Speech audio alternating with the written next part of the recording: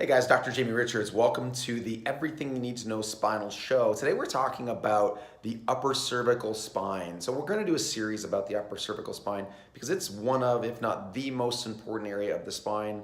And just like most things spine related, most people don't have a healthy appreciation for how the spine relates to their body and how it relates to their health. So, the upper cervical spine is the upper two vertebrae. So you can see the image behind me in the video playing the cervical area. The upper cervical area specifically is the occiput, the C1 vertebrae, and the C2 vertebrae. And they make up, really what I like to call the Houston control center of the neurological system.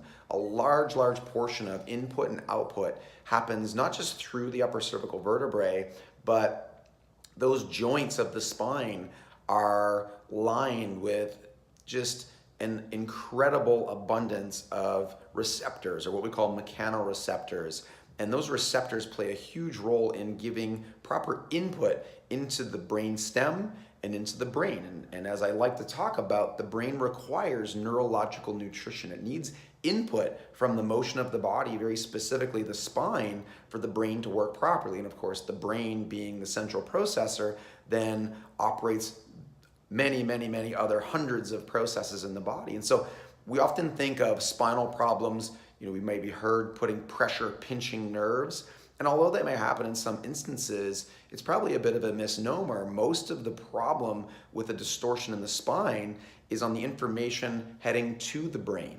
And when the brain doesn't get proper input, it alters the output. So if you take cases in kids like ADD and ADHD, or in irritation, behavioral disorders, when you decrease the input into their brain, these children become more irritable, their behaviors change. This is why things like sensory input is so important. It's why we have kids who have these challenges, going through sensory input therapies.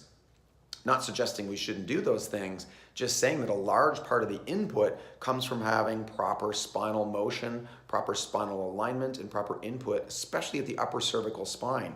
So if we look more closely at the model, you can see the very top of the spine sitting right here. There's an intimate relationship between the skull, so this is the back of the head, the C1 vertebrae, the C2 vertebrae, and the brain stem. So this is where the brain stem enters and goes into the brain. So when that gets distorted, when that position gets altered through lots of different things, whether it be a trauma, whether it be other types of stress, it really creates a major distortion in the whole system.